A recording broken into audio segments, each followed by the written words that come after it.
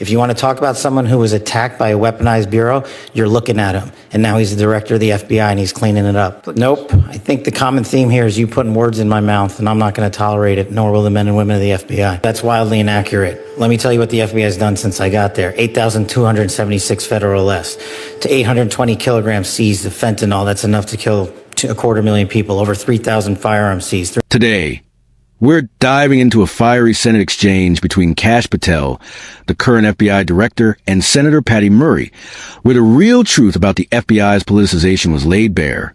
Trust me, patriots, you won't want to miss what's revealed here.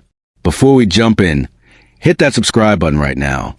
Give this video a big thumbs up, comment below with freedom if you stand for the Constitution, and share this video with every patriot you know. And make sure to stick around to the very end, because I'm delivering insights that the mainstream media doesn't want you to hear. Now, let's get into it. We're privileged to have the ranking member, the vice chair of the full committee with us today. Senator Murray, you are recognized. Thank you very much, Chair Moran. It's good to work with you and Ranking Member Van Hollen in this new position, so look forward to both of you and the work on this committee. You know, the FBI does really crucial work to keep our nation safe, whether it's stopping criminal organizations or domestic terrorists, protects our nation's secrets, it prevents cyber attacks, keeps our children safe from harm, and a lot more. So this is really sober work with extremely high stakes. And I'm concerned that instead of focusing on the incredibly important mandate to keep Americans safe and to help impartially enforce our laws under your leadership, Director Patel, the FBI has been weaponized to go after Americans who disagree with the president. FBI resources have been diverted away from combating terrorism to focusing on immigration requests. And all of this, the diverted missions, the fewer resources, fewer agents, heightened politicization, is happening now under your watch, and it is, I believe, making Americans less safe. Now, let me just start with the budget. As Ranking Member Van Hollen noted earlier, this hearing is being held without the FBI's fiscal year 2025 spend plan and a full budget request for fiscal year 2026. The spend plan is required by law. It was due to Congress over a week ago. We have not yet seen it. That is really absurd. The FBI is our nation's leading law enforcement agency, a budget of $10.7 billion. It is critical that we understand how you are spending taxpayer dollars. So, Director Patel, when should we expect this FY25 spend plan for the FBI? Have you seen it? Have you reviewed it? When will we get it? I'll get you an answer, ma'am. I don't have a timeline on that. It was due last week by law. I understand.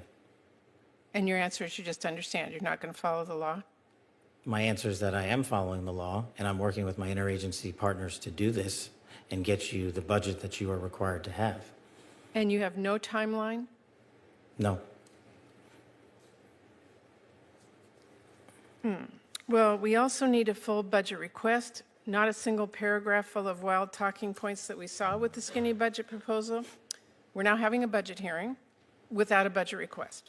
So, Director Patel, where is the FY 2026 budget request for the FBI? It's being worked on, ma'am.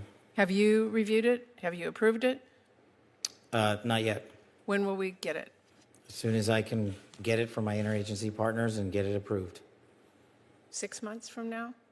I don't know, ma'am. I'm not going to make up a timeline. Well, how do we as Congress do our budget and our work without that request and without the spend plan? Well, ma'am, I'm here. I'm doing the best I can. I can't make up answers. I'm going to commit to you to work on getting you the information you need. That is insufficient and deeply disturbing. No response? I've given my response.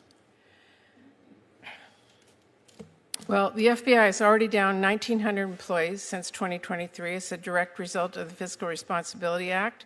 And under the Trump administration, FBI agents, analysts, linguists, cyber experts, and scientists are being asked to do a lot more in order to keep us safe.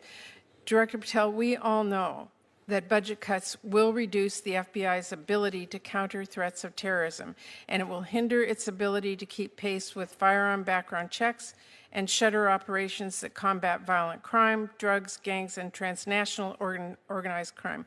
Now, I understand that you told our House colleagues yesterday that you don't want to reduce the FBI workforce, meaning that you disagree with what President Trump is proposing? No, I agree that we can sustain the mission with the proposed budget, and I agree with the budget. And as I said yesterday, I believe that what I said was I can do more with more.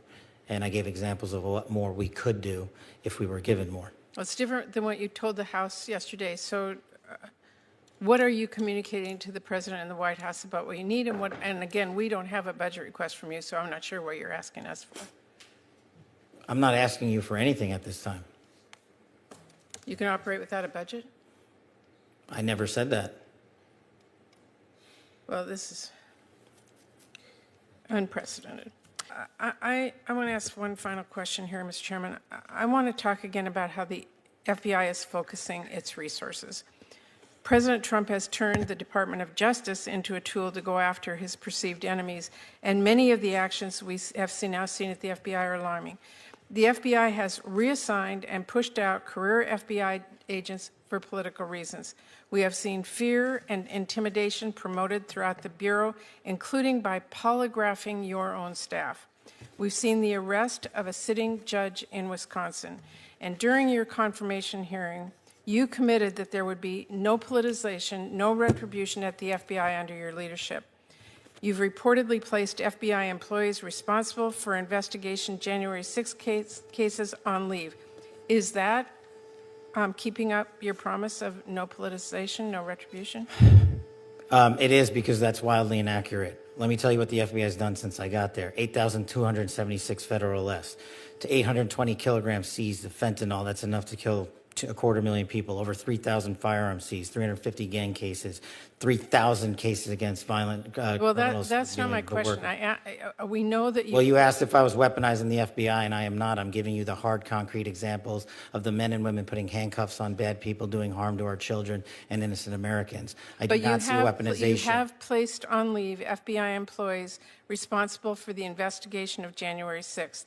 That sounds political to me. I have not placed anyone on leave who has not violated their ethical obligation or their oath to the Constitution. So if they were investigating January 6th, you believe they were violating an ethical obligation? Nope. I think the common theme here is you putting words in my mouth, and I'm not going to tolerate it, nor will the men and women of the FBI. Well, you did place on leave an analyst responsible for investigating Russia's meddling in the 2016 election. Is that politicization? Is that retribution? No, not if she broke the law or the ethical guidelines. I don't know which case you're talking about, but that's the standard. And we will hold ourselves inwardly accountable, and we will not be strayed from our mission because people think we are politicizing the Bureau. If you want to talk about someone who was attacked by a weaponized Bureau, you're looking at him. And now he's the director of the FBI, and he's cleaning it up. Well, I would just say to everyone who's listening that the FBI needs to be focused on its mission to keep the entire country safe. It should not be weaponized for partisan political gain. Thank you, We are. Chairman. Senator Kennedy. To it. Senator Patty Murray came out swinging, accusing Patel of turning the FBI into a weapon against Americans who dare to disagree with the administration. She slammed him for missing legally required budget deadlines and questioned whether the FBI has its priorities straight. But Patel, a man who's no stranger to fighting corruption, didn't back down. He calmly and powerfully reminded the senator and the world what the FBI has been accomplishing, seizing fentanyl that could kill millions, taking down violent gangs, and keeping firearms out of hands of criminals. But here's the kicker. Murray accused Patel of targeting FBI employees for political reasons, including those who investigated January 6th and Russia's 2016 meddling. And what did Patel do? He flipped the script, saying that anyone placed on leave had violated ethics or the law. He even revealed how he was once attacked by what he calls a weaponized bureau. That's right, patriots. This man knows what corruption looks like because he's lived it.